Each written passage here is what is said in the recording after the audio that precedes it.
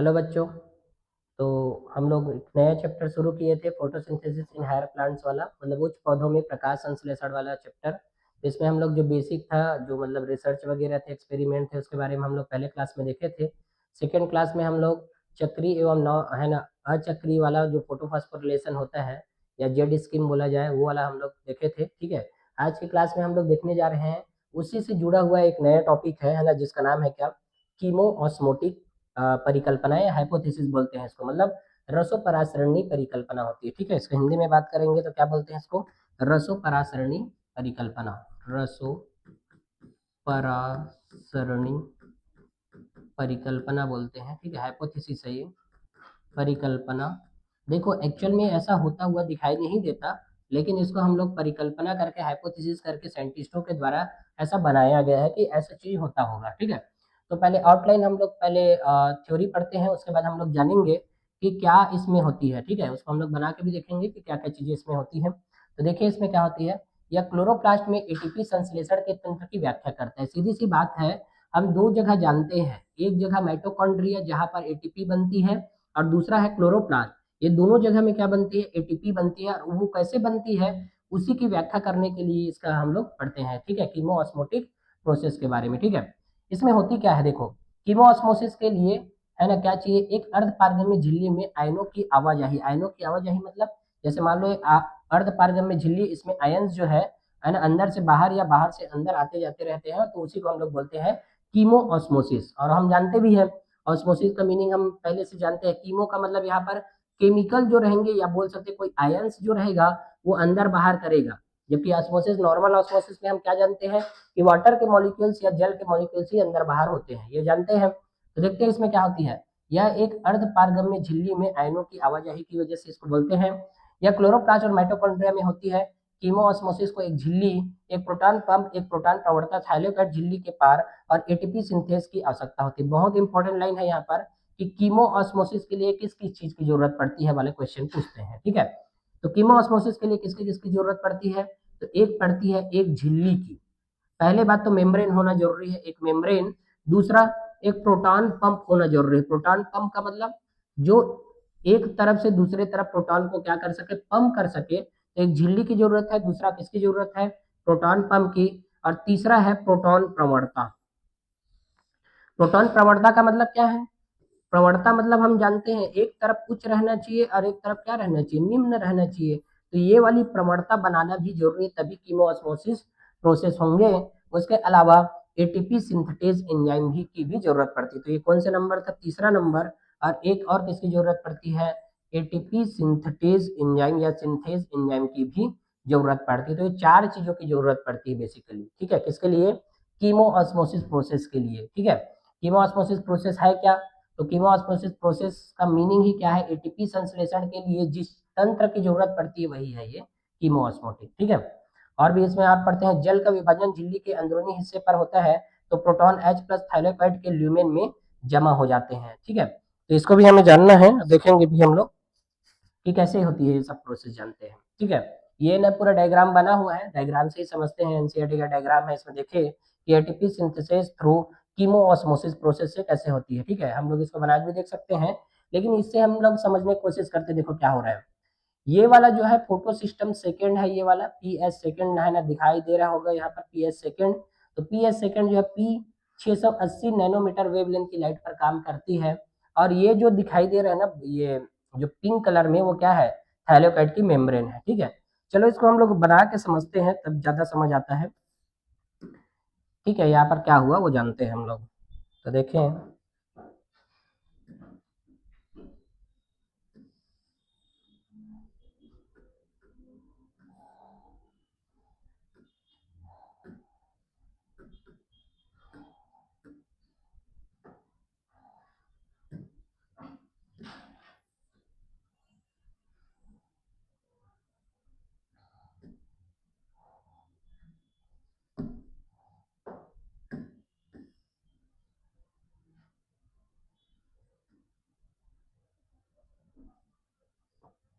ठीक, ये बन गया हमारा क्या, इसको मिटाते हैं, ये कैसे मिट नहीं रहा है।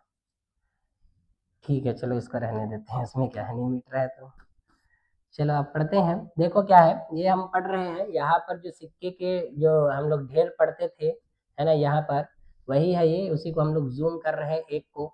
तो ये क्या है, एक्चुअल में थैलेकॉइड है। थैलेकॉइड, ये क्या है, थैलेकॉइड। और थैलेकॉइड की झिल्ली है ये, मान के चलो। तो थैलेकॉइड की झिल्ली के अंदर में, है ना, फ्री स्पेस भी रहता है, उसको भी हम लोग जानेंगे। तो देखो ये फ्री स्पेस है, थैलेकॉइड की मेम्ब्रेन है।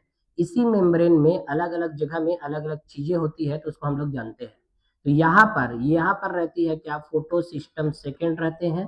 और हम जानते हैं फोटो सिस्टम सेकेंड जो रहती है, कितने वेवलेंथ पर काम करती है ये, तो P680 नैनोमीटर वेवलेंथ पर काम करती है।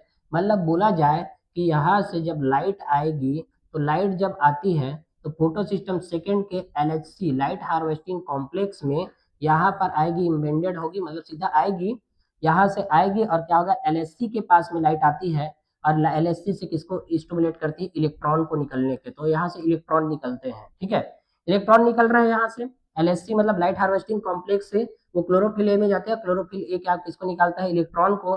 तो बदले में यहाँ पर LHC के पास में इलेक्ट्रॉन नहीं रहा, तो क्या होता है, यहाँ पर स्प्लिटिंग ऑफ वाटर होते हैं। मतलब वाटर मॉलिक्यूल्स यहाँ पर क्या होंगे, टूटेंगे। तो जल के अणु टूटेगा और यहाँ से क्या मिलेंगे, 2H plus plus 2 electron plus nascent oxygen मिलती है यहाँ पर। इसीलिए 2 वाटर मॉलिक्यूल्स टूटते हैं यहाँ पर। तो इससे 4H plus plus 4 electron plus O2 oxygen निकलते हैं, ठीक है। तो देखो यहाँ से जो इलेक्ट्रॉन निकल रही है, ये वाली इलेक्ट्रॉन, वो किसको मिलती है, तो ये मिल जाती है लाइट हार्वेस्टिंग कॉम्प्लेक्स को। किसका, फोटो सिस्टम सेकेंड के लाइट हार्वेस्टिंग कॉम्प्लेक्स को मिल जाती है ये। तो इसके जो इलेक्ट्रॉन निकला हुआ रहता है, उसको कौन पकड़ता है फिर, तो यहाँ पर रहती है प्रोटीन से बना हुआ, है ना, एक कंपाउंड, जिसको बोलते हैं हम लोग प्लास्टोक्यूनॉन। प्लास्टोक्यूनॉन। तो प्लास्टोक्यूनॉन के लिए बहुत इंपॉर्टेंट लाइन है क्या, कि यही क्या होती है, फोटो सिस्टम सेकेंड का फर्स्ट इलेक्ट्रॉन एक्सेप्टर। तो पहले इलेक्ट्रॉन ग्राही एक्सेप्टर, या पहले इलेक्ट्रॉन ग्राही कौन होती है, फोटो सिस्टम सेकेंड का, या फोटो सिस्टम सेकेंड के लाइट हार्वेस्टिंग कॉम्प्लेक्स से जो इलेक्ट्रॉन निकलती है, उसको पहले बार कौन पकड़ता है करके क्वेश्चन पूछते हैं। तो कौन पकड़ रहा है, प्लास्टोक्यूनॉन जो है पकड़ रही है, ठीक है। लेकिन प्लास्टोक्यूनॉन के अंदर पकड़ तो लेती है, लेकिन इसके अंदर इतना दम नहीं है कि ये प्लास्टोक्यूनॉन इलेक्ट्रॉन को पकड़ा रहे। तो क्या करती है, न्यूट्रलाइज करने के लिए क्या करेगी, तो देखते हैं यहाँ से क्या करती है। तो ये करती है इधर से, ये देखो, ये जो है ना, ये थैलेकॉइड की मेम्ब्रेन है। बाहर की तरफ जो है ना, क्या है, स्ट्रोमा है। स्ट्रोमा का मतलब जो लिक्विड वाला पार्ट होता है ना, क्लोरोप्लास्ट का, वो वाली जगह है। तो ये क्या करती है, 2H प्लस को ना यहाँ से पकड़ेगी और पकड़ के लाएगी यहाँ पर, और इससे क्या बनाती है, ये PQH2 बनाती है। क्या बनाती है, PQH2, ठीक है। क्या बनाती है, PQH2, और इलेक्ट्रॉन इसमें है। अब देखो 2H प्लस आया, 2 इलेक्ट्रॉन यहाँ से आए, है ना, 2 इलेक्ट्रॉन आया रहता है यहाँ से। एक वाटर मॉलिक्यूल टूटे रहते थे, 2 इलेक्ट्रॉन यहाँ से आ रहते हैं।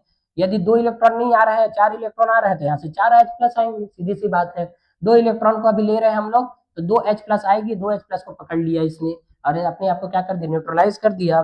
फिर क्या होगा, यहाँ पर इतने, है ना, रुके नहीं रहेंगे यहाँ पर, तो क्या होंगे यहाँ से, तो देखते हैं, यहाँ से फिर से इलेक्ट्रॉन यहाँ से निकलेगा, और इस बार ये इलेक्ट्रॉन किसको मिलेगा, साइटोक्रोम B6 एंड, है ना, साइटोक्रोम B6 को मिल जाती है, एंड C1 भी रहता है, and C, cytochrome B6 and C को मिलती है इलेक्ट्रॉन। और जब इलेक्ट्रॉन इसको दे दिया, तो यहाँ पर से फिर से क्या रिलीज हो जाएंगे, 2H प्लस रिलीज हो जाएंगे। कहाँ पर, तो ये जो खाली जगह दिखाई दे रही है ना, उसका नाम क्या है, ल्यूमेन है इसका नाम, ल्यूमेन।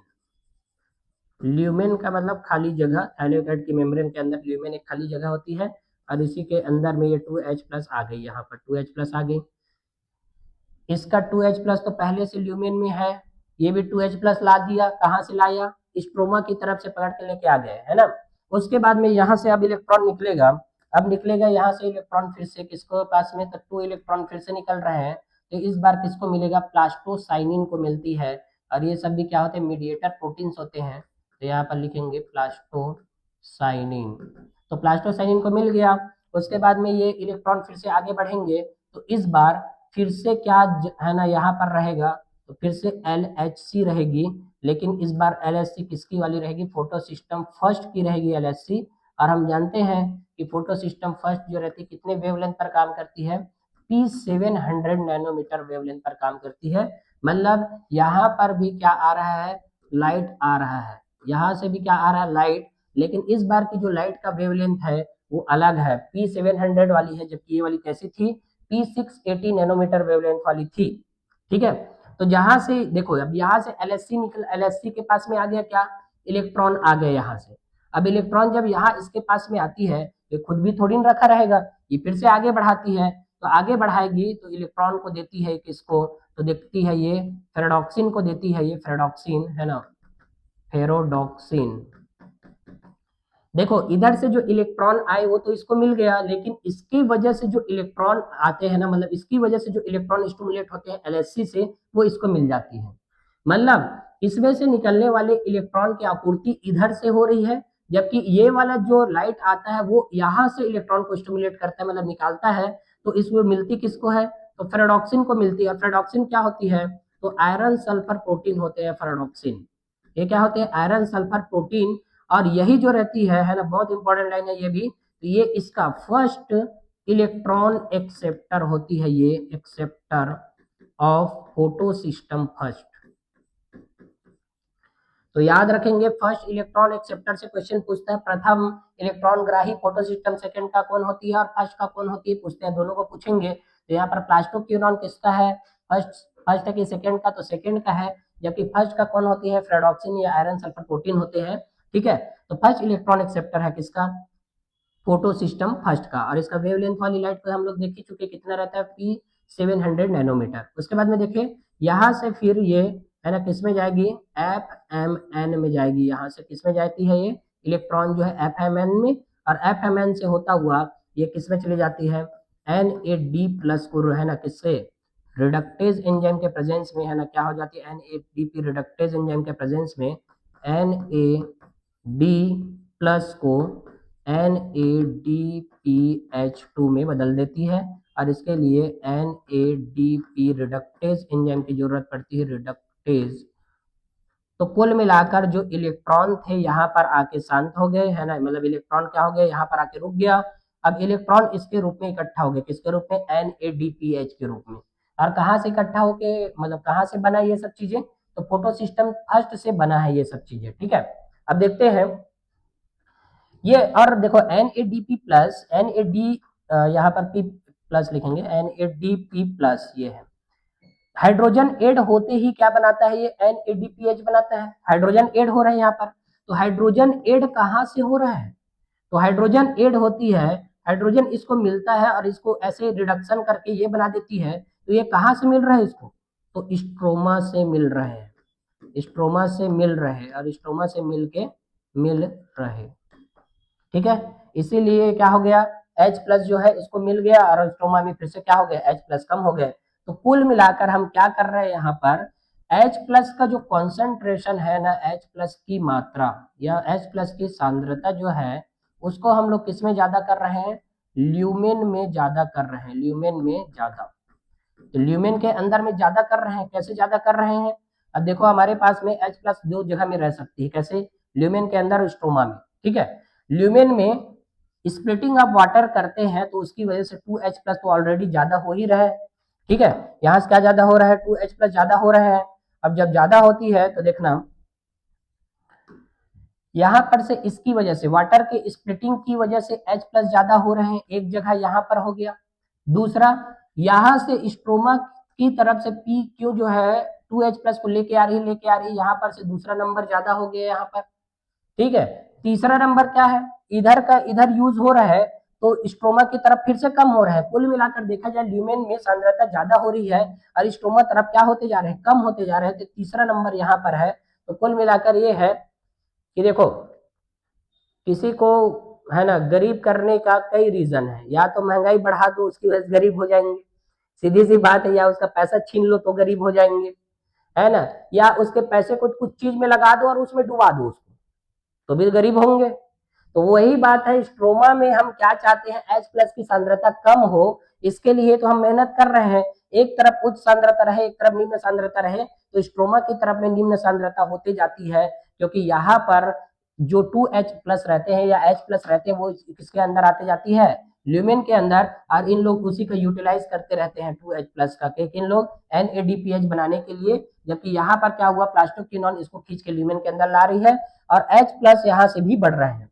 तो कहाँ से H+ की मात्रा ज्यादा बढ़ती है, उसको क्वेश्चन को पूछेंगे। तो वेरी इंपॉर्टेंट है, 3 जगहों से ऐसा होती है। ठीक है, समझ गए कि नहीं समझे? अब देखना, H+ की सांद्रता ल्यूमेन में ज्यादा हो गई तो हम जानते हैं एक लाइन, क्या जानते हैं कि H+ की सांद्रता जब भी ज्यादा होगी तो pH क्या रहेगा, तो pH हो जाएगी कम। मतलब H+ ज्यादा रहती है तो pH क्या हो जाता है, कम हो जाता है, मतलब एसिडिक pH हो जाते हैं। तो यहाँ पर देखो H+ की कॉन्सेंट्रेशन ज्यादा, तो बताओ ल्यूमेन के अंदर की pH है ना, क्या हो जाएगी, ल्यूमेन के अंदर की pH कम हो जाएगी। कम का मतलब एसिडिक pH हो जाएंगे, एसिडिक। क्योंकि पोटेंशियल ऑफ हाइड्रोजन जानते हैं, पीएच का मतलब पोटेंशियल ऑफ हाइड्रोजन, जितना H+ ज्यादा होगा उतने ही क्या हो जाएंगे, पीएच कम, और पीएच कम का मतलब एसिडिक हो जाती है वो। तो ल्यूमेन के अंदर एसिडिक हो गया, ये सब चीजें। अब देखें यहाँ पर वाटर का स्प्लिटिंग जो है लाइट हार्वेस्टिंग कॉम्प्लेक्स के सेकेंड वाले पोर्शन से हो रही है, मतलब सेकेंड वाले तरफ हो रही है, जबकि फर्स्ट वाले तरफ तो कहीं पर बताया ही नहीं मैंने। तो जो बात हम इसके पहले वाले क्लास में देखे थे कि लाइट हार्वेस्टिंग कॉम्प्लेक्स के सेकेंड वाला जो है वही स्प्लिटिंग ऑफ वाटर से एसोसिएट होती है, और वो झिल्ली के या ल्यूमेन के अंदर की तरफ होती है वाला लाइन हम पढ़े हैं, तो अंदर में ही तो हो रही है। तो H+ कॉन्सेंट्रेशन यहाँ पर ज्यादा हो गया, तो अब क्या चाहता है ये मेम्ब्रेन, तो ये चाहता है कि भाई यहाँ पर H+ ज्यादा है, स्ट्रोमा की तरफ कम है, तो यहाँ से निकलने की कोशिश करेगा। देखो हम लोग लाइट रिएक्शन के प्रोडक्ट जब पढ़ते हैं कि लाइट रिएक्शन में क्या बनती है, प्रकाश अभिक्रिया में तो 3 चीज बनती है। क्या क्या 3 चीजें बनती है, एक एटीपी बनती है, दूसरा NADPH बनते हैं, और तीसरा ऑक्सीजन निकलती है। यही बात जानते हैं हम लोग। तो ऑक्सीजन निकलती है तो जान गए, देखो ऑक्सीजन निकल रही है, ऑक्सीजन निकलती है वाली बात जान गए। दूसरा NADPH भी कैसे बनती है वो भी जान गए हम लोग। लेकिन एक बात अभी हमें जानना है, क्योंकि ये क्लोरोप्लास्ट है, तो क्लोरोप्लास्ट में रहती है 2 ऐसे पार्टिकल, एक होती है CF0 पार्टिकल्स और एक होती है ना, ऐसे रहती है CF1 पार्टिकल्स होते हैं, है ना, CF1 पार्टिकल्स है यहाँ पर। तो जो ये CF0 पार्टिकल्स रहती है ना, मेम्ब्रेन में बॉन्डेड रहती है, मेम्ब्रेन में बाउंड, मतलब बोल सकते हैं बाउंडेड, मतलब इम्बेंडेड बोलेंगे, इम्बेंडेड मतलब धसी हुई रहती है, धसी हुई रहती है। ठीक है, तो ये CF0 पार्टिकल, सी क्यों बोला है, क्योंकि क्लोरोप्लास्ट है इसलिए माइटोकॉन्ड्रिया में रहता है ना, माइटोकॉन्ड्रिया में सीधा F0 बस लिख देते हैं, यहाँ पर CF0 लिखे हैं, मतलब ये किसके लिए है, क्लोरोप्लास्ट के लिए। CF0 पार्टिकल जो है झिल्ली में बॉन्डेड रहती है, जबकि ये वाला हिस्सा CF1 पार्टिकल जो रहते हैं ना बाहर की ओर रहती है, बाहर का मतलब स्ट्रोमा की तरफ है, स्ट्रोमा की तरफ। ठीक है, ये स्ट्रोमा की तरफ है। अब क्या होगा कि इधर से 2H+ निकलते जाएंगे तो क्या बनते जाएगा, तो यहाँ से बनते जाती एटीपी, है ना, तो 2H+ निकलेंगे तो यहाँ से क्या बनते जाएगी, एटीपी बनते जाती है। तो इसको भी हम लोग देखते हैं। ठीक है, तो देखिए यहाँ से होता हुआ ऐसे यहाँ से 2H+ निकलेगा, और 2H+ से क्या बनते जाएंगे, एक एक एटीपी बनते जाएगा। लेकिन अकॉर्डिंग टू नए एनसीईआरटी यहाँ पर 2H+ को 4H+ कर दिया गया है ना, यहाँ पर 4H+ निकलेंगे तो एक एटीपी बनेगा। तो यहाँ से एडीपी प्लस इनऑर्गेनिक फॉस्फेट को हम जोड़ेंगे, एडीपी प्लस इनऑर्गेनिक फॉस्फेट को जोड़ेंगे तो क्या बनेगा, एटीपी बनेगा। तो यहाँ पर एक बार 4H+ निकलेगा यहाँ से, तो एक एटीपी का निर्माण होता है यहाँ से। ठीक है, तो एटीपी निर्माण के लिए किसकी जरूरत पड़ती है, तो एटीपीएज एंजाइम या एटीपी सिंथेटेज एंजाइम की जरूरत पड़ती है, एटीपी सिंथेटेज या सिंथेज बस बोल सकते हैं, सिंथेज। एटीपी सिंथेज नाम का एंजाइम की जरूरत पड़ती है, वही enzyme ADP plus inorganic phosphate को किसमें बदल देती है, एटीपी में। तो कुल मिलाकर हम क्या बात कर रहे हैं, हमारा बनाना ही क्या उद्देश्य था, एक उद्देश्य था ऑक्सीजन बनाना, उद्देश्य था, तो ऑक्सीजन बना दिए, है ना, तो ए नंबर ऑक्सीजन बना दिए, बी नंबर हम लोग NADPH बना दिए, और सी नंबर क्या बना दिए, एटीपी बना दिए। तो कुल मिलाकर हमारा लाइट रिएक्शन का जो भी कहानी था यहाँ पर खत्म हो जाता है ना। तो ये सब चीजें जो प्रोसेस होती है कुछ भी नहीं है, एकदम इजी है। और देख भी सकते हैं हम लोग क्या हो रही है यहाँ पर, ये जो पूरे जितने भी प्रोसेस हो रही है ना, इसको मैं किसमें बताया, थाइलेकोइड की झिल्ली में होता हुआ बता रहा हूं मैं। ठीक है, थाइलेकोइड की झिल्ली में। हालांकि जब थाइलेकोइड की झिल्ली के अलावा और भी चीज को हम देखते हैं, है ना, जैसे देखें थाइलेकेट की झिल्ली के अलावा यहाँ पर और चीज मैं बनाऊं, जैसे मान लो ये स्ट्रोमा लेमली यहाँ पर जुड़ा हुआ रहता है, यहाँ पर स्ट्रोमा लेमली के बारे में बताता मैं। स्ट्रोमा लेमली, तो भाई हम अभी पढ़ के आए हैं चक्री अचक्री में कि स्ट्रोमा लेमली में केवल फोटो सिस्टम फर्स्ट बस चलती है, मतलब चक्री वाले चलते हैं बताया था। जबकि ये थाइलेकेट की जो मेम्ब्रेन है थाइलेकेट की झिल्ली में है, जैसे photo system first and photo system second दोनों चलती है बोला था, मतलब अचक्री वाली, या इसको जेड स्कीम भी बोलते हैं। तो बताओ ये चक्री वाला था कि अचक्री वाला था? तो अचक्री वाले थे, मतलब है ना नॉन साइक्लिक फोटोफॉस्फोरिलेशन है, जिसमें एक बार इलेक्ट्रॉन कहीं से निकल जाता है तो वापस इलेक्ट्रॉन उसमें जाता नहीं है। इलेक्ट्रॉन कहाँ जा रहा है? यहाँ पर कहीं पर नहीं जा रहा है। तो electron transport system, electron transport system किसको बोलते हैं पता है? जो इन लोग के बीच में, जैसे शुरू में हम लोग पढ़े ना इलेक्ट्रॉन ट्रांसपोर्ट सिस्टम में जाता है, वहां से एटीपी बनती करके, तो ये इलेक्ट्रॉन ट्रांसपोर्ट सिस्टम का हिस्सा होती है इन लोग, साइटोक्रोम B6C1, प्लास्टोसाइनिन, प्लास्टोक्विनोन, ये सब चीजें, ठीक है। तो बेसिकली यहाँ से कैसे कैसे क्वेश्चन पूछेंगे, तो पूछेंगे कि क्लोरोप्लास्ट के अंदर में सबसे ज्यादा पीएच, मतलब सबसे कम पीएच कहाँ पर होती है पूछेंगे, तो ल्यूमेन के अंदर में, ठीक है। दूसरा क्या क्वेश्चन पूछेंगे, स्प्लिटिंग ऑफ वाटर जो होता है झिल्ली के बाहर होती है कि झिल्ली के अंदर, तो झिल्ली के अंदर में होती है ना, उसकी वजह से H प्लस कॉन्सेंट्रेशन बढ़ जाती है, उसकी वजह से पीएच कम हो जाती है। तीसरा पूछेंगे कि इस फोटो सिस्टम सेकंड से में कौन से वेवलेंथ की लाइट काम करती है, तो स्प्लिटिंग ऑफ वाटर होता है, तो पी 680 नैनोमीटर वाली। यहाँ क्वेश्चन पूछेंगे कि फोटो सिस्टम फर्स्ट में कौन से वेवलेंथ की लाइट काम करती है, तो P700 नैनोमीटर की। और इसमें कोई लाइट, इसमें कोई H2O मॉलिक्यूल्स का ना स्प्लिटिंग वगैरह कुछ भी नहीं हो रहा है यहाँ पर, ठीक है। यहाँ से फर्स्ट इलेक्ट्रॉन एक्सेप्टर कौन होती है वाला क्वेश्चन पूछेंगे, तो फोटो सिस्टम सेकंड का फर्स्ट इलेक्ट्रॉन एक्सेप्टर कौन है, तो प्लास्टोक्विनोन होती है। जबकि इसमें क्या है, फोटो सिस्टम फर्स्ट का फर्स्ट इलेक्ट्रॉन एक्सेप्टर कौन है, तो फेरेडॉक्सिन होती है। यहाँ पर फेरेडॉक्सिन आयरन सल्फर प्रोटीन होते हैं, फेरेडॉक्सिन वो करती है इलेक्ट्रॉन को सबसे पहले, है ना। यहाँ पर और इसका FMN का मतलब है फ्लेविन मोनोन्यूक्लियोइड होता है, फ्लेविन मोनोन्यूक्लियोइड, इसको भी लिख लेना, है ना, मोनोन्यूक्लियोइड इसका फुल फॉर्म है ना, कभी दे देंगे तो ऐसे बताने आना चाहिए। तो वो वाला क्वेश्चन पूछेंगे।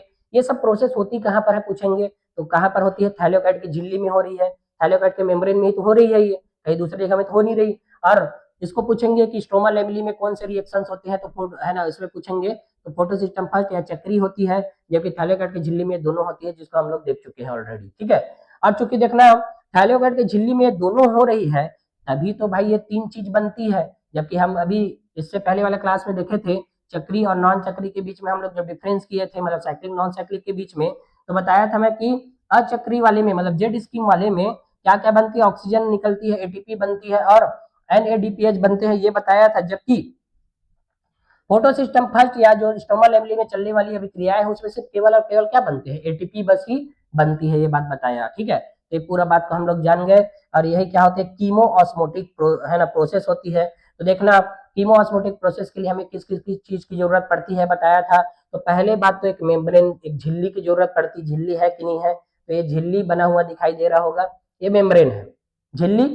दूसरा प्रोटॉन प्रवणता की जरूरत था, प्रोटॉन प्रवणता यहाँ पर बन हाइड्रो, मतलब पंप की जरूरत था। देखो तो यहाँ पर पंप लगे हुए हैं, CF0 और CF1 नाम का क्या लगा हुआ है, पंप। तो पंप वाली बात भी क्या है, फुलफिल है।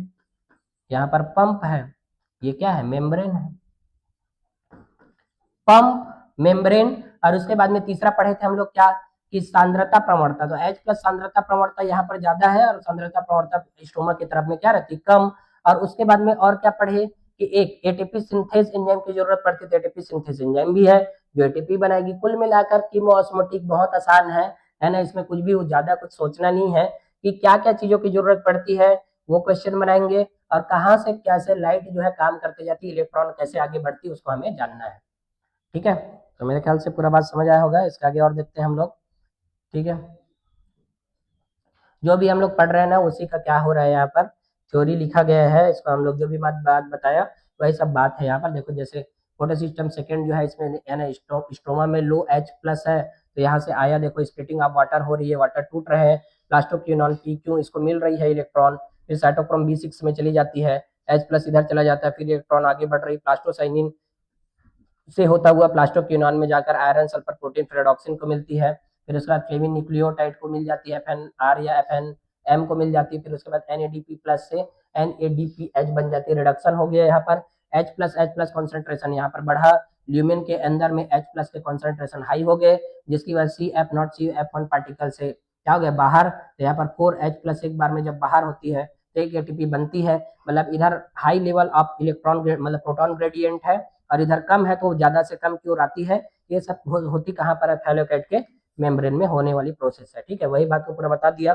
इसके आगे और देखते हैं हम लोग, वो भी और आगे है ना, ये सब लिखा है थ्योरी, उसको भी देखते हैं। जैसे इलेक्ट्रॉन फोटो सिस्टम के माध्यम से आगे बढ़ते हैं, प्रोटॉन झिल्ली में ले जाया जाता है, निम्नलिखित कारणों से स्ट्रोमा से को प्रोटॉन को हटाने का कारण बनता है ना। ये सब लाइन एनसीईआरटी का लाइन है, देख सकते हैं। प्राथमिक इलेक्ट्रॉन स्वीकार करते हैं, झिल्ली के बाहरी हिस्से की ओर स्थित होते हैं और अपने इलेक्ट्रॉन को H वाहक में स्थानांतरित कर देता है। तो यह अणु एक इलेक्ट्रॉन का परिवहन करते समय स्ट्रोमा से एक प्रोटॉन को हटा देता है। जब यह अणु अपने इलेक्ट्रॉन को झिल्ली के अंदरूनी हिस्से में इलेक्ट्रॉन वाहक तक पहुंचाता है तो प्रोटॉन झिल्ली के ल्यूमेन में छोड़ दिया जाता है। मतलब यहाँ पर की बात कर रहे हैं, PQ जो रहती है ना, इधर से H+ को पकड़ता है और H+ को, जैसे 2H+ है तो ये PQH2 बनाएगा। यदि P2H+ नहीं है, एक H+ है तो PQH बस भी बना देगा। और इधर क्या करें, एक इलेक्ट्रॉन यदि इधर आए रहेंगे तो एक को ही बस पकड़ेगा, एक इलेक्ट्रॉन आए रहेंगे तो, और दो इलेक्ट्रॉन आए रहेंगे तो PQH2 दो प्रोटॉन को पकड़ेगा, तो पकड़ के इधर की ओर ला के दे देते हैं। बस वही बात को यहाँ पर लिखे हैं, है ना। पहला तो वही बात हो गया क्लियर, इसको मैं बता ही दिया। उसके बाद में जैसे इलेक्ट्रॉन फोटो सिस्टम के माध्यम से आगे बढ़ते हैं ना, वही वाली बात। NADP रिडक्टेज एंजाइम झिल्ली के स्ट्रोमा पर स्थित होते हैं। फोटो सिस्टम पर से आने वाले इलेक्ट्रॉनों के साथ NADP+ को कम करने के लिए प्रोटॉन आवश्यक है। इन प्रोटॉनों को स्ट्रोमा से भी हटा दिया जाता है। तो देखो यहाँ पर H+ फिर से कहाँ से हटा रहे हैं इन लोग, NADP+ को क्या कर रहे हैं, रिड्यूस कर रहे हैं, NADPH बना रहे हैं। तो ये कहाँ पर से लोअर कॉन्सेंट्रेशन कर रहे हैं, लो बना रहे हैं किसको, तो स्ट्रोमा की तरफ जो H+ है उसको क्या कर रहे हैं, कम कर रहे हैं। ठीक है, कम कर रहे हैं कि नहीं कर रहे हैं, तो कम हो रहा है, यहाँ से भी कम हो रहा है, ये भी कम कर रहा है। और यहाँ पर ऑक्सीजन जो है वो भी क्या हो रहा है, ऑक्सीजन मतलब ये वाटर जो वो भी तोड़ के क्या दे रहे हैं, प्रोटॉन ही दे रहे हैं। कुल मिलाकर यहाँ पर प्रोटॉन को ज्यादा करना है, सीधी सी बात है ना। वही बात को यहाँ पर इन लोगों ने लिखा है। और बस देखें, इसलिए स्ट्रोमा में प्रोटॉन कम हो जाते हैं लेकिन ल्यूमेन में प्रोटॉन जमा होते हैं। यह थाइलेकेट झिल्ली में एक प्रोटॉन प्रवणता बनाता है और ल्यूमेन में पीएच की कमी करता है, मतलब है ना, एसिडिक पीएच हो जाते हैं। प्रोटॉन प्रवणता के टूटने से एटीपी सिंथेज एंजाइम द्वारा एटीपी का संश्लेषण होता है। प्रोटॉन प्रवणता के टूटने मतलब इधर से उधर जाएगा, भाई इधर ज्यादा हो गया तो इधर से निकलने की कोशिश करेगा, तो जब निकलेगा तो उसे टाइम में क्या बनेंगे, एटीपी बनेंगे। और उसको बता ही दिया एटीपी सिंथेज एंजाइम के प्रेजेंस में बनती है उसको बात को। और एटीपी सिंथेज के भी दो भाग होते हैं, जैसे बताया CF0 पार्टिकल और CF1 पार्टिकल्स होते हैं लोग। ये झिल्ली में एम्बेडेड होते हैं, धसे हुए रहते हैं और एक ट्रांस मेम्ब्रेन चैनल बनाता है। ये झिल्ली के पार स्ट्रोमा प्रोटॉन के सुगम प्रसार को अंजाम देता है। इसके परिणाम स्वरूप प्रोटॉन प्रवणता टूट जाती है। यह थाइलेकेट झिल्ली की बाहरी सतह पर फैला हुआ रहता है। थाइलेकेट झिल्ली के मेम्ब्रेन के बाहर की तरफ रहते हैं ये, मतलब ये CF1 पार्टिकल जो बाहर की ओर है, यहाँ तक कि CF वाला है जो झिल्ली में धसे हुए रहे हैं। ठीक है, और वो बाहर की तरफ कैसे, तो बाहर की तरफ कहाँ पर, स्टोमक की तरफ। ठीक है, तो इसके परिणाम स्वरूप ये हो गया है ना। यह थाइलेकेट झिल्ली की बाहरी सतह पर फैला हुआ रहता है। प्रोटॉन के टूटने के कारण ऊर्जा CF1 कण में एक कठिनात्मक परिवर्तन का कारण बनती है या एटीपी को संश्लेषित करने के लिए एंजाइम बनाता है। तो कौन से एंजाइम, एटीपी सिंथेज एंजाइम। मतलब देखो इस वाली जगह को जूम करके यहाँ पर दिखाए। ठीक है, आगे और देखें, ऊर्जा का उपयोग झिल्ली में प्रोटॉन को पंप करने के लिए किया जाता है। ऊर्जा का उपयोग मतलब एटीपी का यूज कर रहे हैं ना, एटीपी का यूज थाइलेकेट ल्यूमेन के भीतर प्रोटॉन की एक प्रवणता या उच्च सांद्रता बनाने के लिए। एटीपी सिंथेज में झिल्ली में प्रोटॉन के प्रसार के लिए एक चैनल होता है। यह एटीपी सिंथेज को सक्रिय करने के लिए ऊर्जा जारी करता है जो एटीपी के गठन को प्रेरित करता है ना, वही सब बातें हैं यहाँ पर। ठीक है, देखो ये पूरा जो जितने भी थ्योरी लिखा है ना, एक डायग्राम से यहाँ पर हमें समझ आना चाहिए। इसी वाले डायग्राम में सभी पूरा थ्योरी कवर है। अब देखें ये डायग्राम एक्चुअल में कहाँ का डायग्राम से रिलेटेड हम लोग हम देखेंगे कि एक्चुअल में ये क्लोरोप्लास्ट जो होती है ना, क्लोरोप्लास्ट, उस क्लोरोप्लास्ट को हम यदि देखें तो उसके अंदर में, ठीक है, यहाँ से एक चीज बनाते हैं, यहाँ पर चलो मैं थोड़ा सा क्लोरोप्लास्ट के बारे में बता रहा हूँ। ये क्लोरोप्लास्ट होती है और इसमें ना जो ये थैलेपॉइड वगैरह जो रहते हैं ऐसे रहते हैं, सिक्के के चट्टक के रूप में ऐसे रहती है। थैलेपॉइड स्ट्रोमा लेमली के द्वारा जुड़ी हुई रहती है। डबल मेम्ब्रेनस बॉन्डेड रहते हैं ये, है ना, ऐसे रहती है ये, ऐसे टाइप की, ये इस टाइप के रहते हैं। फिर उसके बाद में आके ऐसे यहाँ से सब जुड़े हुए रहते हैं। तो ये सब क्या है, ठीक है, ये ऐसी संरचना बनी हुई रहती है। ये मान के चलो क्या है, क्लोरोप्लास्ट है। ठीक है, क्लोरोप्लास्ट। अभी जितने भी रिएक्स जो भी चीजें हम पढ़े उसमें से एक ही थैलोकाइड के अंदर होने वाली प्रक्रिया के बारे में पढ़े, मतलब एक थैलोकाइड में यही सब चीज हुआ और थैलेकॉइड में होने के बाद में क्या क्या चीज बना, इस क्लोरोप्लास्ट को बताने का मेरा मीनिंग क्या है, यहाँ पर क्या क्या चीज बना है ना, तो उसको हमें जाने कि इसके ये सब चीज लाइट रिएक्शन जब हुआ यहाँ पर है ना, लाइट रिएक्शन, तो हमें इससे क्या क्या मिला। तो हमें पहला मिला क्या, ऑक्सीजन मिला वाटर के स्प्लिटिंग होने की वजह से। दूसरा हमें मिला क्या, एटीपी मिला। और तीसरा हमें मिला क्या, NADPH मिला। इतने से चीज मिले।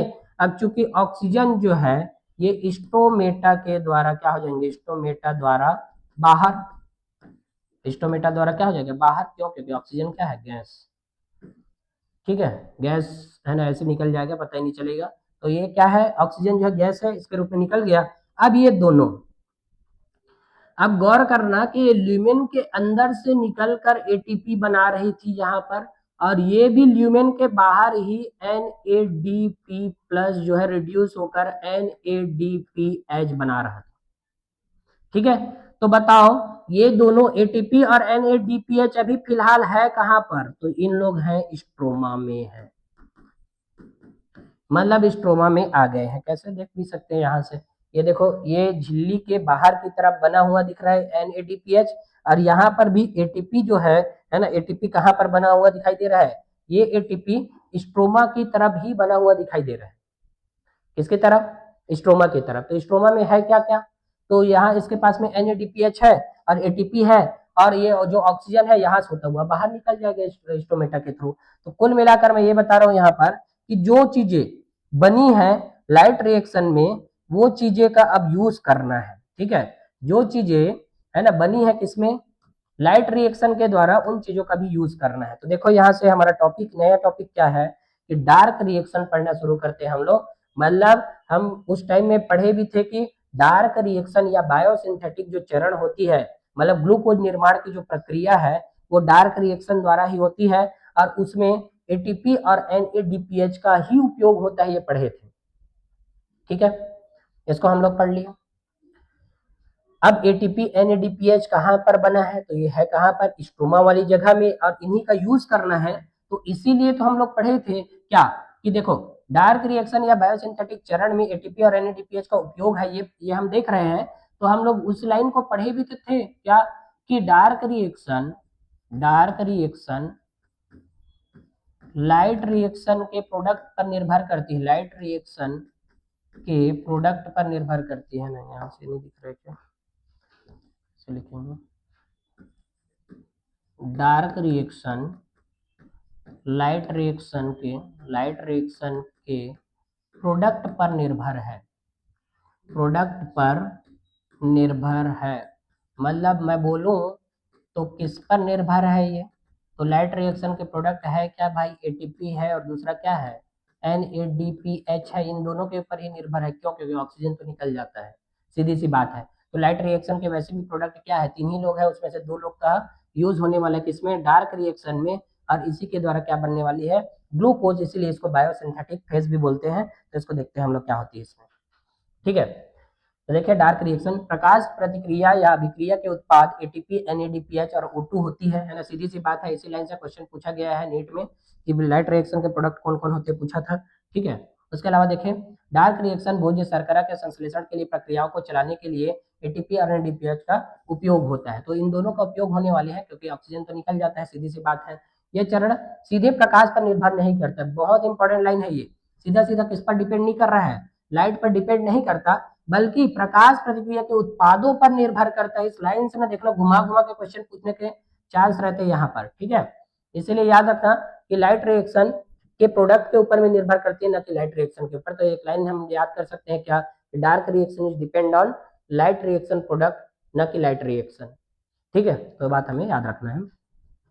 इसे निम्नानुसार सत्यापित किया जा सकता है, प्रकाश अनुपलब्ध होने के तुरंत बाद बायोसिंथेटिक प्रक्रिया कुछ समय तक जारी रखती है और फिर बंद हो जाती है। यदि प्रकाश उपलब्ध हो तो संश्लेषण फिर से शुरू हो जाता है। देखो ये जो लाइन लिखे है ना, उसको हम लोग यहाँ पर सत्यापित करने के लिए दूसरे लाइन को भी लिखे हैं। कैसे कि देखो प्रकाश, जैसे हम लोग कोई गमले में पौधे को रखेंगे, वहां पर फोटोसिंथेसिस प्रोसेस होता रहेगा, और उसको हम लोग लाइट से निकाल कर हम लोग उसको किसमें रख दिए, डार्क में रख दिए, अंधेरे में रख दिए। तो अंधेरे में रखने से उसको लाइट मिलना बंद हो गया। तो लाइट मिलना बंद हो गया, इसका मतलब ये नहीं है कि ग्लूकोज निर्माण बंद हो जाएगा। तो लाइट रिएक्शन से जितने भी एटीपी और एनएडीपीएच बने हैं उनका जब तक उपयोग नहीं हो जाता तब तक वो डार्क रिएक्शन चलता रहेगा, मतलब तब तक ग्लूकोज निर्माण होता रहेगा। वही बात इसको प्रूव करता है। देखो समझ आया कि नहीं आया? डार्क रिएक्शन बोलने का मतलब ये नहीं है कि वो अंधेरे में होता होगा, अंधेरे से कोई मतलब नहीं है यहाँ पर। डार्क रिएक्शन का मतलब है ग्लूकोज निर्माण, मतलब लाइट रिएक्शन, लाइट नहीं रहेगा तो भी जो है ना वो होता रहेगा, उसको डार्क रिएक्शन बोलते हैं, सीधी सी बात है। डार्क रिएक्शन लाइट रहेगा कि नहीं रहेगा उससे कोई लेना देना नहीं है उसको, लाइट रिएक्शन से जो प्रोडक्ट बनती है ना उससे लेना देना है। समझ आया कि नहीं आया?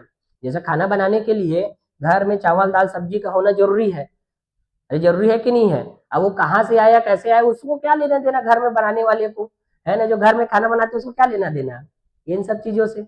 सही बात है कि नहीं बताओ?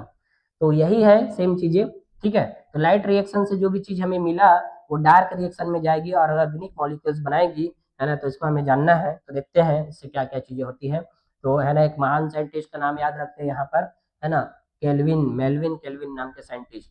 तो CO2H2O के साथ मिलकर CH2ON या शर्करा बनाती है डार्क रिएक्शन में। प्रकाश संश्लेषण के दौरान CO2 आत्मसात दो प्रकार के होते हैं, C3 मार्ग, इसमें CO2 स्थिरीकरण का पहला उत्पाद C3 कार्बनिक अम्ल 3 फास्फोग्लिसरिक एसिड बनती है 3PGA, 3 फास्फोग्लिसरिक एसिड बनती है 3PGA। जबकि मेल्विन केल्विन ने सवाल, है ना, मतलब सवाल पर प्रयोग किया था, प्रकाश संश्लेषण में क्लोरेला नाम का सवाल का यूज किया था इसने, ने कार्बन 14 का उपयोग करके इसकी खोज की। जबकि C4 मार्ग इसमें पहला स्थिर उत्पाद जो था, है ना, ऑक्सिलो एसिटिक एसिड बनती है ना, ये 4 कार्बन का कंपाउंड होता है। मतलब कंपैरिजन करके दोनों को बता दिए यहाँ पर, है ना। तो कंपैरिजन में देखो बताया है, तो कैसे देखो। C3 जो अम्ल होती है कार्बनिक अम्ल, वो 3 कार्बन से बनी हुई रहती है। C3 वाले कितने कार्बन से? 3 कार्बन से बने रहते हैं। 3PGA वाले कितने कार्बन से बने रहते हैं? 3 कार्बन।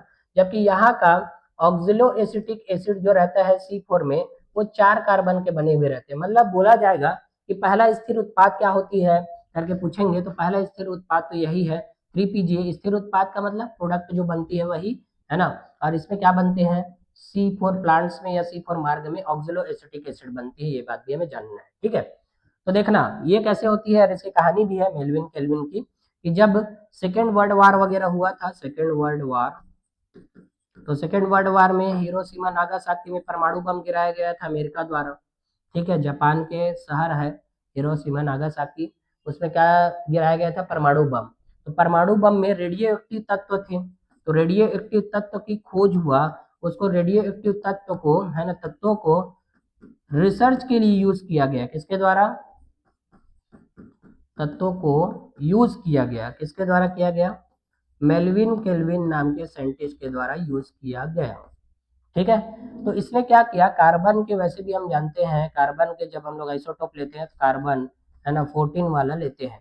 तो इसका उपयोग करके इसने बताया कि कार्बन का स्थिरीकरण होता है, कार्बन जो है स्थिर होते हैं। कार्बन के स्थिरीकरण का मतलब, बोलने का मतलब क्या है कि एटमॉस्फेयर में कार्बन डाइऑक्साइड गैस के फॉर्म में है। अब उसको स्थिरीकरण करेंगे, स्थिरीकरण का मतलब उसको पकड़ेंगे और उससे एक प्रोडक्ट बना देंगे तो स्थिरीकरण हो जाती है। जैसे मान लो हाइड्रोजन गैस है, इधर इधर ऑक्सीजन गैस है, और दोनों गैस है, इन्वायरमेंट में है, दोनों को पकड़ेंगे, दोनों को मिला देंगे तो वाटर बन जाती है, जल। उसी प्रकार से कार्बन डाइऑक्साइड को इसने क्या किया, यूज किया, मतलब कैसे पकड़ती है उसको बताया, और ऐसे प्रोडक्ट बनती है करके मेल्विन केल्विन नाम के साइंटिस्ट ने बताया था। उन्होंने क्लोरेला नामक एल्गी पर काम किया था, क्लोरेला नामक एल्गी पर क्या किया था, काम। और उसके बाद इसने क्या किया, फर्स्ट स्टेबल प्रोडक्ट जो बनती है उसको बताया। तो देखो यहाँ पर कंपैरिजन वाले यहाँ पर, है ना, है, लेकिन हम लोग इसको नहीं देखेंगे, पहले इसको जानेंगे हम लोग इसी थ्री साइकिल में क्या क्या चीजें होती है उसको देखते हैं, ठीक है। C3 मार्ग केल्विन चक्र, ये सभी प्रकाश संश्लेषक पौधों C3 या C4 मार्गों में होती है। सीधी पहला लाइन बहुत इंपॉर्टेंट है भाई, याद रखना कि C3 जो साइकिल होती है ना, C3 साइकिल, चाहे दुनिया में, चाहे वो प्लांट C3 प्लांट हो, चाहे वो कोई भी प्लांट हो, C4 प्लांट हो, C3 प्लांट हो, C4 प्लांट हो, मोनोकॉट हो, डाइकॉट हो, दुनिया के कुछ भी चीज हो जाए, C3 साइकिल सभी में होंगे, सभी पौधों में होंगे, सीधी सी बात है। क्योंकि सभी लोग क्या बनाते हैं, ग्लूकोज बनाते हैं, तो सभी में होंगे ही होंगे, ठीक है। तो इसके कितने चरण हैं? तो इसके 3 चरण हैं। पहला क्या? तो कार्बोक्साइलेशन, दूसरा क्या, रिडक्शन, और तीसरा क्या, रीजनरेशन। कार्बोक्सिलेशन, अपचयन और पुनरुत्पादन। तो देखना कार्बोक्सिलेशन कैसे होती है और कहाँ पर से होती है, शुरू होती है, देखते हैं। तो ये सब चीजें जो हो रही है ना, ये डार्क रिएक्शन का हिस्सा है। किसका हिस्सा है? Dark reaction. और डार्क रिएक्शन होती कहाँ पर है? तो भाई स्ट्रोमा में होती है। तो ये सब होती कहाँ पर है, इसका साइड जानेंगे। तो स्ट्रोमा में चल रही है, चलने वाली प्रक्रिया है। कहाँ पर चलने वाली प्रक्रिया है? स्ट्रोमा में चलने वाली प्रक्रिया है। अब स्ट्रोमा क्लोरोप्लास्ट के अंदर का लिक्विड वाला भाग है। ठीक है, तो देखना इस यहाँ पर क्या होती हुई दिखाई देगी। तो देखना इधर से, तो सबसे पहले हम लोग इसका नाम जानते हैं आरयूबीपी का। आरयूबीपी को हम लोग बोलते हैं रिबिलोज, रिबिलोज, रिबिलोज बिस फॉस्फेट है, रिबुलोज या है ना, रिबुलोज बिस फॉस्फेट होती है ये। यानी इसको हम लोग क्या बोलते हैं, है ना, कभी कभी इसको हम लोग रूबिस्को भी बोलते हैं, रूबिस्को। तो रूबिस्को जो होती है ना, जब हम एंजाइम चैप्टर पढ़ते हैं बायोमोलिक्यूल्स में, तो सबसे ज़्यादा जानते हैं कि यही जो होती है सबसे ज़्यादा most abundant enzyme in whole biosphere होती है। तो संपूर्ण विश्व का सबसे ज़्यादा मात्रा में पाए जाने वाला, संपूर्ण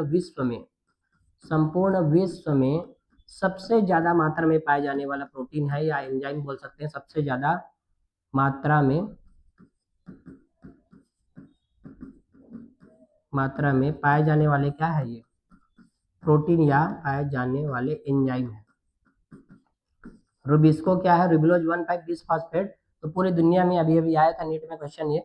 रूबिस्को संपूर्ण विश्व में सबसे ज्यादा मात्रा में पाई जाने वाली एंजाइम होती है। ये रूबिस्को क्या करती है? एटमॉस्फेयर से कार्बन डाइऑक्साइड को पकड़ के लाती है। मतलब एटमॉस्फेयर से कार्बन डाइऑक्साइड आएंगे, स्टोमेटा के थ्रू इंटर करती है कार्बन डाइऑक्साइड, और उसको क्या करती है? पकड़ेगी। और पकड़ने को प्रक्रिया को हम लोग बोलेंगे कार्बोक्सिलेशन या कार्बन का स्थिरीकरण बोलते हैं। कार्बन का स्थिरीकरण। और कार्बन जब स्थिरीकरण हो जाती है, स्थिरीकरण, अब कार्बन का जब स्थिरीकरण हो गया तो क्या बनाती है? कोई ना कोई प्रोडक्ट बनाएगी। तो यहाँ से बनती है 3 PGA। और ये कितने कार्बन का रहती है? 3 कार्बन के कंपाउंड बनते हैं। मतलब बोला जाए तो RUBP वाला जो रहती है ना, 5 कार्बन का रहता है। और एक कार्बन जैसे ही मिलता है इसको, 5 कार्बन प्लस एक कार्बन मिलता है, तो इससे कितनी बन जाती है? 6 कार्बन के कंपाउंड बनते हैं, है ना। 2 मॉलिक्यूल बनते हैं, 2 × 3 PGA। मतलब 3 कार्बन के एक PGA बनेगा और 3 कार्बन के एक PGA बनेगा। तो 2 PGA बनती है ना। मतलब 3 PGA 2 बनेंगे, एक 3 कार्बन का, दूसरा भी 3 कार्बन का, कुल मिलाकर 6 कार्बन है, लेकिन 2 कार्बन में डिवाइड कर दिए, मतलब 2 पार्ट में डिवाइड कर दिए इसको। मतलब 2 मॉलिक्यूल बनते हैं यहाँ पर इसके 3 PGA के बन गए। अब 3 फास्फोग्लिसरिक एसिड जो है फर्स्ट स्टेबल प्रोडक्ट होती है किसका? C3 साइकिल का फर्स्ट स्टेबल प्रोडक्ट है ये। अब फर्स्ट स्टेबल प्रोडक्ट है, देखेंगे इसमें क्या होती है। अब यहाँ से ATP और NADPH का यूज होगा, जो हम पढ़ के आए हैं अभी। NADP और ATP और NADPH बनाए थे, इसी का भी यूज होगा। तो जब यूज होगा तो यहाँ से हाइड्रोजन निकलेंगे और उसके लिए एनर्जी की जरूरत पड़ेगा। तो ATP टूट जाएगा ADP प्लस इनऑर्गेनिक फास्फेट में, और NADPH टूट जाएंगे किसमें? NADP प्लस H प्लस में टूट जाएगा। मतलब इसका यहाँ पर क्या हो रहा है? रिडक्शन हो रहा है। तो रिडक्शन, रिड्यूस्ड हो रहा है, रिडक्शन,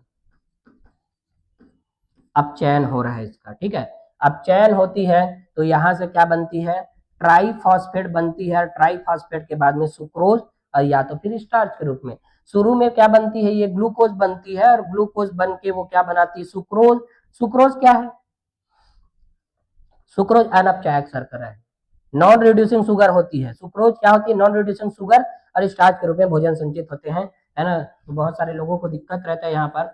तो ग्लूकोज जो रहती है ना, डायरेक्टली यूज होती है।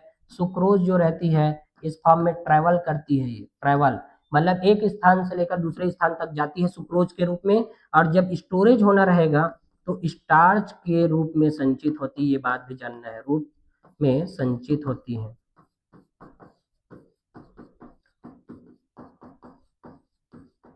मतलब क्या है? ग्लूकोज जो है जब ट्रेवल करना रहेगा तो सुक्रोज बन जाएगा, और जब स्टोर होना रहेगा तो स्टार्च के रूप में संचित हो जाएगी। सीधी सी बात है। ठीक है, एक जगह दूसरे जगह जाती ना, ग्लूकोज के रूप में नहीं जाती, वो जाएगी सुक्रोज के रूप में। क्यों? सुक्रोज को कोई पचा नहीं सकता, इसीलिए, है ना, नॉन रिड्यूसिंग शुगर है वो, इसीलिए सुक्रोज बन के जाती है वो दूसरे जगह, रूप बदल के। समझ आया कि नहीं आया?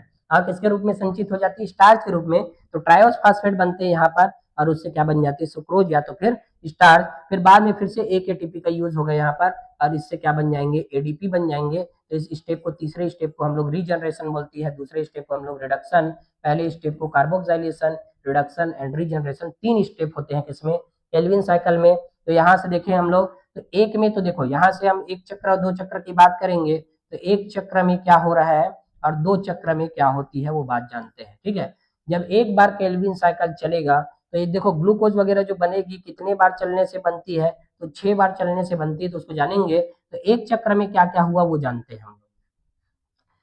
तो एक चक्र में देखना, यहाँ से 5 कार्बन एक कार्बन के साथ में जब जुड़ा तो 6 कार्बन के 2 मॉलिक्यूल्स बने 3pGa के, है ना। तो यहाँ पर क्या बने, दो अणु बन रहे हैं, 2 अणु किसके, 3pGa के 2 अणु बने और ये कितने कार्बन का था, 3 कार्बन।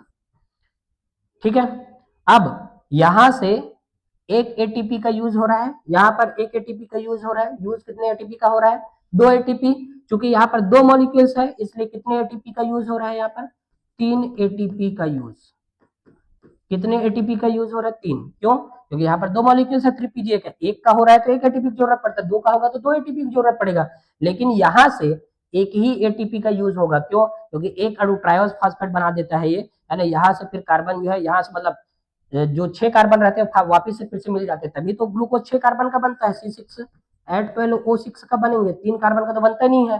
तो यहाँ से 2 एटीपी इधर का और 1 एटीपी इधर का, तो एक बार में 3 एटीपी का यूज हो रहा है। और चूंकि 2 मॉलिक्यूल्स NADPH के हैं, तो यहाँ पर NADPH का रिड्यूस हो रहा है, तो 2 NADPH का भी क्या हो रहा है, यूज हो रहा है, यूज एक चक्र में। तो गुणा कर देंगे, यहाँ 2 चक्र में क्या हो जाएगा, 2 चक्र में कितने हो जाएंगे, तो 2 चक्र में 2 अणु यहाँ पर था, है ना, 3pGa के बन रहे थे। तो 2 चक्र जब ये चलेगा मान लो, तो कितने बन जाएंगे, 4 अणु बनेंगे।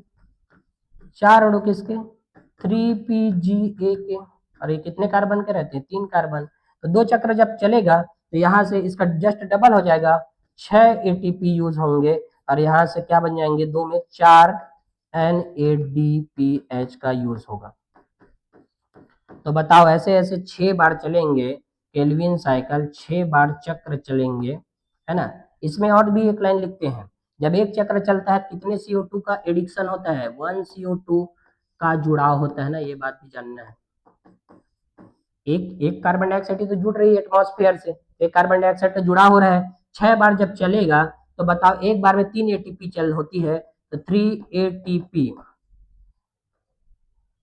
ठीक है। 6 into 3 ATP is equal to कितने हो जाएंगे, 18 एटीपी हो जाएगी। और यहाँ पर 6 इंटू, यहाँ पर 2 NADH है, 2 NADPH है, तो यहाँ पर 6 दूनी 12 NADPH हो जाएंगे। और 6 इंटू 1 CO2 होगा, तो यहाँ पर, है ना, क्या हो जाएंगे, यहाँ पर 6 CO2 हो जाएगा। मतलब कुल मिलाकर हम बात कर रहे हैं क्या चीजों के बारे में, कि ये सब चीजें जब हुआ तो क्या क्या हुआ, बैलेंस शीट निकाल रहे हैं। तो एक मॉलिक्यूल ऑफ ग्लूकोज बनाने के लिए, मॉलिक्यूल्स ऑफ ग्लूकोज मतलब ग्लूकोज के एक अणु बनाने के लिए क्या क्या होना पड़ा, तो 6 बार केल्विन साइकिल चलना पड़ेगा, केल्विन साइकिल चलना पड़ेगा। ठीक है, क्योंकि रिएक्शन पता ही होगा, है ना, रिएक्शन को नहीं जानते होंगे तो बता देता हूं मैं। रिएक्शन क्या होती है, तो रिएक्शन हम जो जानते हैं, 6CO2 प्लस 12H2O, है ना, से क्या बनती है, यहाँ पर C6H12O6 plus 6O2 plus 6H2O, ये बनती हुई दिखाई देती है हमें। तो देखो यहाँ पर कार्बन डाइऑक्साइड 6 यूज होती है और वाटर मॉलिक्यूल्स 12 यूज होते हैं, तब जाके यहाँ पर एक मॉलिक्यूल ऑफ ग्लूकोज बनती है। तो यहाँ पर एक मॉलिक्यूल ऑफ ग्लूकोज है, एक अणु बन रहे हैं ग्लूकोज के। तो इस टाइम में, है ना, केल्विन साइकिल को यहीं पर लिख देता हूँ, केल्विन साइकिल कितने बार चला, तो इसके लिए 6 बार चलना पड़ा, 6 बार। ठीक है, एटीपी का कितना यूज हुआ, तो 18 एटीपी का उपयोग होता है, यूज होता है। ठीक है, उसके अलावा 12 NADPH का यूज। तो कुल मिलाकर बोला जाए कि भाई C3 साइकिल या केल्विन साइकिल में बोलेंगे कि एक अणु ग्लूकोज बनाने के लिए कितने बार किसको क्या होना पड़ेगा, तो 6 बार केल्विन साइकिल चलना पड़ेगा, 18 एटीपी का यूज होगा और 12 एटीपी का यूज होगा, तब एक अणु बनेंगे किसके, एक अणु किसके, ग्लूकोज के। समझ आया कि नहीं आया क्या हो रहा है?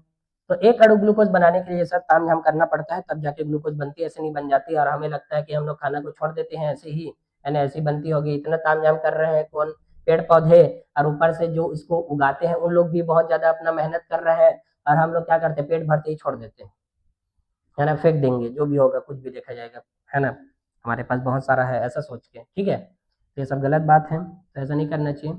तो C3 मार्ग या केल्विन चक्र में यही होता है, आरयूबी का, आरयूबीपी मतलब है ना, रिबुलोज 1,5 बिस्फॉस्फेट का क्या हो रहा है यहाँ पर, कार्बोक्सिलेशन, है ना। इसमें रीजनरेशन का मतलब है वापस से बन जाती है ना, कार्बोक्सिलेशन का मतलब कार्बन डाइऑक्साइड को पकड़ना, रिडक्शन का मतलब इसका रिडक्शन होना, और रीजनरेशन का मतलब आरयूबीपी का फिर से बन जाना, क्योंकि इसकी जरूरत है कि नहीं। तो यह सबसे महत्वपूर्ण स्टेप होती है, ये बात बोले हैं, यह महत्वपूर्ण, सबसे महत्वपूर्ण स्टेप है। CO2 को आरयूबीपी द्वारा एंजाइम आरयूबीपी कार्बोक्सिलेज उपस्थिति में दो दो 3PGA पर तय किया जाता है। क्योंकि इस एंजाइम में ऑक्सीजन गतिविधि भी तेज होती है, इसलिए से आरयूबीपी कार्बोक्सिलेज ऑक्सीजिनेस, है ना। रुबिस्को को ना पूरा नाम क्या है, रुबिस्को को रुबलोज बिसफॉस्फेट मतलब रुबलोज बिसफॉस्फेट कार्बोक्सिलेज ऑक्सीजिनेज नाम है इसका, पूरा पूरा नाम देखा जाएगा तो। ठीक है, क्यों, क्योंकि ना देखो ये आरयूबीपी क्या करती पता है, ये ना कार्बन डाइऑक्साइड से भी मित्रता है इसकी, और ना ऑक्सीजन से भी है। तो ये ना दोहरे चरित्र वाला आदमी है, ये सीधी सी बात है आरयूबीपी। क्या, कि वो ऑक्सीजन से भी मित्रता है इसकी, कार्बन डाइऑक्साइड से भी मित्रता है, लेकिन कार्बन डाइऑक्साइड से ज्यादा मित्रता है इसकी, ऑक्सीजन से कम रहती है। समझ आया कि नहीं आया? यही है, रुबिस्को दुनिया में सबसे प्रचुर मात्रा में पाई जाने वाला, जो है ना, ये तो बता दिया है ना, वेरी इंपॉर्टेंट है ये, प्रचुर मात्रा में पाई जाने वाला एंजाइम होती है रुबिस्को। ठीक है, ये सब बता दिया। इसके बाद में देखें, अब चयन में क्या हुआ, वही ग्लूकोज के बनने की ओर ले जाती प्रक्रियाओं की एक श्रृंखला है। यहाँ फास्फोराइलेशन के लिए 2 एटीपी अणु और प्रति CO2 अणु में कमी के लिए 2 NADPH का उपयोग किया जाता है। वही बताया, यहाँ पर 2 मॉलिक्यूल है इसलिए 2 की जरूरत पड़ती है। मार्ग से ग्लूकोज अणु को बनाने के लिए 6 CO2 अणुओं और चक्र के 6 घुमावों के निर्धारण की आवश्यकता होती है। 6 बार केल्विन साइकिल चलते हैं। यह चक्र की निरंतरता के लिए महत्वपूर्ण है। रीजनरेशन वाला, आरयूबीपी बनाने के लिए फास्फोराइलेशन के लिए 1 एटीपी की आवश्यकता होती है, इसलिए प्रत्येक CO2 अणु के लिए 3 एटीपी अणुओं और 2 NADPH अणुओं की आवश्यकता होती है ना। वही बात को मैंने बताया कि एक बार में, है ना, यहाँ पर 18 और वो लिख दिया हूँ, है ना। हालांकि इसको हम कैसे समझ सकते हैं, एक बार में क्या क्या हो रहा था, एक बार में 3 एटीपी, तो 6 बार में है ये, 6 बार में, और यहाँ पर एक बार में क्या था, 2 NADPH था, है ना। वही बात को फिर 6 बार में, 6 बार में ऐसे जगह इंटू 6 कर देंगे तो ठीक है, वही बात को बता रहे हैं यहाँ पर। कहते कि यह संभवतः अंधकार प्रक्रिया में उपयोग किए जाने वाली एटीपी और एनएडीपीएच की संख्या में इस अंतर को पूरा करने के लिए, है ना, चक्रीय फास्फोरिलेशन होता है। यह ग्लूकोज का अणु बनाने के लिए चक्र के 6 मोड़ की आवश्यकता होती है, 6 बार चलना पड़ता है केल्विन साइकिल को। ठीक है, यहाँ पर कंपेरिजन भी बताया, जो भी बात बोले कि 6 कार्बन डाइऑक्साइड का यूज होता है, एटमॉस्फेयर से आती है, और 18 एटीपी का यूज होगा, 12 एनएडीपीएच का यूज होंगे, और है ना, उसके बाद ये आउट होती है, ये एक ग्लूकोज बनती है, 18 एटीपी 12 एनएडीपी बन जाते हैं यहाँ से। ठीक है, रिडक्शन वगैरह सब होके, तो केल्विन चक्र में क्या जाता है और क्या निकलता है, इसको ना यहाँ पर ओवरऑल हम लोग कर दिए। मतलब कुल मिलाकर एक ग्लूकोज बनाने के लिए तामझाम करना पड़ता है, 6 कार्बन डाइऑक्साइड चाहिए, एटमॉस्फेयर से लाके पकड़ेगा और एक ग्लूकोज बनाएगा, और बाकी 18 एटीपी 12 NADPH का क्या होगा, यूज होगा। ठीक है, देखते हैं आगे। और तो है ना, हम लोग यहाँ से है ना बहुत सारी चीज जाने, कीमोऑस्मोटिक प्रोसेस से लेकर पूरा केल्विन साइकिल तक बहुत सारी बात जाने, है ना। तो यहाँ से ना लगभग हर साल क्वेश्चन पूछते रहते हैं, तो वेरी इंपॉर्टेंट क्लास है ये, है ना। इसको देखना चाहिए हमें, और इसको ना रिकॉल करना चाहिए, कोई भी बात नहीं है। ये जो है लाइन टू लाइन चलने वाली है, एक दो तीन चीजों को याद रखे, फिर से वहां से अलग ही हो जाती है वो, तो ऐसा करके हमें सबको याद रखना पड़ता है। ठीक है, और केल्विन साइकिल के बारे में भी हम लोग जाने, केल्विन साइकिल से क्या होती है, बहुत सारी चीज बनती है। यहाँ से ना ये जब पूरा बात बताया, वो सब बात समझ आया होगा, है ना। यहाँ से 6 बार जो चलती है, इसी के द्वारा एक ग्लूकोज वगैरह सब बनते हैं, ये पूरा बात सबसे ज्यादा इंपॉर्टेंट है। ठीक है, तो आज की क्लास में हम लोग यहाँ तक पढ़ते हैं, है ना। इसके आगे के क्लास जो है हम लोग अगले क्लास में हम लोग पढ़ेंगे। ठीक है, तो ये सब चीज़ का यदि हमें PDF चाहिए तो हम यहाँ से ले सकते हैं। नीट जोन KWD को सब्सक्राइब करके रखना, ताकि हमें ये सब चीज़ देखने को मिलते रहे। ठीक है, थैंक यू।